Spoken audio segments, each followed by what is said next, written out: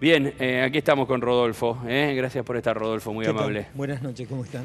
Hoy escuchábamos a Macri en la ONU. Creo que lo que dijo en el discurso no estaba tan alejado un poco de lo que se hablaba respecto al tema Malvinas, ¿no? De lo que se ha hablado contundentemente y continuamente en los discursos de la ONU. Usted lo analiza más o menos así. El discurso, después nos metemos con la otra cosa que se está discutiendo por atrás. En primer lugar, me parece que siempre es importante que un jefe de Estado plantee el tema de la soberanía como un tema medular, porque es un tema de política de Estado. Esto significa que a lo largo de la historia argentina el reclamo por Malvinas no es un reclamo solamente de un solo gobierno, sino es un reclamo de todo nuestro pueblo y que en distintas expresiones y distintos presidentes han planteado la reivindicación de los derechos soberanos sobre el Atlántico Sur, Malvinas, Yoya, Sangüe Sur y los espacios circundantes. Esto es así. Sí. Así que desde ese punto de vista yo te diría que, bueno, está bien que esté puesto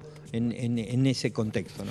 A ver si usted me puede aclarar. Hoy me explicaban algunas cosas que me parece que son interesantes para la gente que está mirando ahora en la casa que lo sepa. ¿Cuál es el contexto en el cual hoy se empieza a discutir de que habría una especie de acuerdo para ceder algunos puntos respecto a la soberanía de Malvinas? Bueno, lo primero que yo te diría es que todo lo que se ha venido, lo que ha sucedido antes, este acuerdo que firmó... Porque se habla de un acuerdo Malcorra, firmado por la canciller Malcorra, en el cual se habla de dos puntos que son claves, la pesca y el petróleo. Así es. De dialogar, digamos, para intentar encontrar una solución a ese tema. Bueno, yo creo que ha habido una gran presión positiva de la gente para exigirle a la transparencia de que si hubo o no un acuerdo bilateral entre Argentina y el Reino Unido, en qué términos y en qué condiciones. Claro. Conocemos muy poco de esto y lo primero que te debería decir es de que en este primer comunicado oficial no aparecía el tema de soberanía.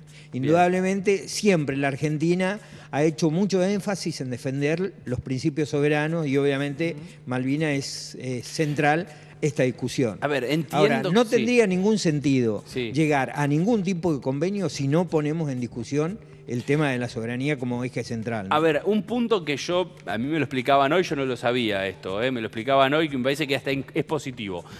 En algún momento cuando se discutió con Alfonsín y demás, se puso como una especie de paraguas alrededor de la discusión de Malvinas para poder entablar una relación con los Kelper, una relación hasta comercial, digamos, como si fuera de regional, si se quiere, incluso en la que se establecieron cuestiones respecto a tránsito aéreo y demás, con un paraguas de que ninguno de los dos resignaba soberanía. Digamos, ninguno de los dos, por ese diálogo, era como una especie de protector, digamos, ¿no? Una cosa así. Por lo tanto, es muy difícil que se avance en un diálogo y demás, todo resignando soberanía de nuestra parte o algo por el estilo. Aunque lo que yo creo que hay como una especie de clima en el cual hoy el argentino cree, o muchos de los argentinos creen, que este gobierno es capaz de ceder soberanía. Y eso es lo que a mí me preocupa, digamos, ¿no? Esa mirada. Bueno, creo que es la preocupación que tenemos todos. ¿A ustedes les preocupa que este gobierno pueda seguramente, ceder? lo primero que te preocupa ¿Por qué? ¿Por la línea ideológica? No por la línea ideológica solamente, sino por cómo esto ha tenido como discusión la ausencia, por lo menos, del Parlamento. Creo que es un tema de Estado y no ha sido discutido en el Parlamento, más si se plantea la formalización de algún tipo de acuerdo. En la Argentina nosotros tenemos que recordar que Malvinas, si algo importante generó en el 82, la guerra en particular, fue el regreso de la democracia. Y eso significa de que acá hay poderes que comparten las decisiones políticas de un Estado. Y las políticas de Estado son y tienen que ser defendidas por todo su Parlamento, obviamente, y sus poderes del Estado. Entonces, desde este punto de vista, a nosotros, ¿qué nos preocupa? Que se firmen acuerdos en oscuro, que no sean públicos, que no sean realmente reveladores de lo que dicen como tal, y esto creo que es nuestra preocupación central. El tema del petróleo y de la pesca, ¿por qué es tan importante? También hoy me decían que cuando se negoció este tema del tránsito aéreo y demás, se puso sobre la balanza porque ellos lo necesitan, los Kelper, para la vida. Digamos, el circuito económico de ellos se basa fundamentalmente en la pesca y en la exploración de petróleo que se está haciendo. Y que la Argentina tiene una ley por la cual no pueden las petroleras que trabajan en la Argentina hacer exploración de petróleo, por lo tanto empezar a dialogar respecto a ese tema sería poner en riesgo esa ley. Por supuesto, porque esto es una ley constitucional y Ajá. firmada durante los 30 años que se cumplieron de Malvinas Sí. con relación a la guerra.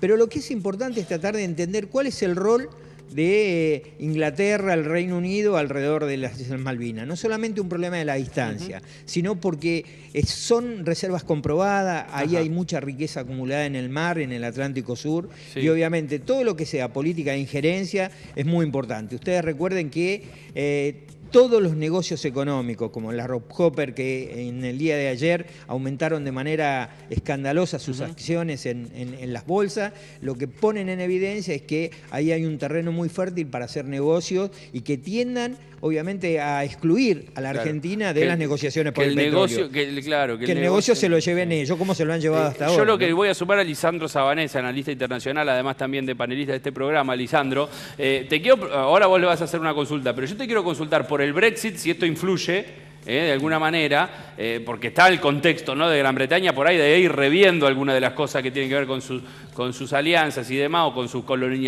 colonialismos, ¿no? Y por otro lado, lo otro que te quiero consultar es qué es lo que sucede respecto a Malcorra y a como su cruzada personal, digamos, ¿no? Porque ella creo que tiene la chance de llegar a la dirigencia de la ONU. Sí, sí, hay chances. De hecho, está todavía en carrera y no son muchos los que quedan.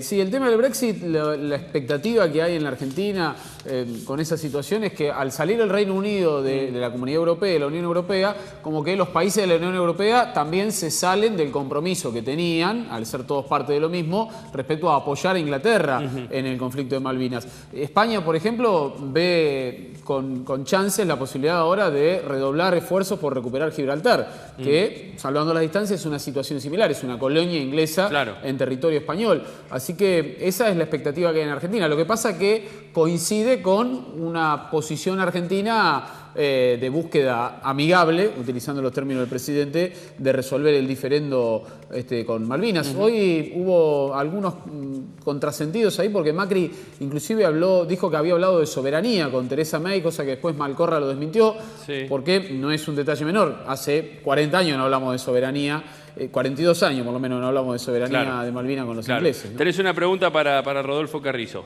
Sí, respecto justamente a este tema de la posición amigable de la Argentina.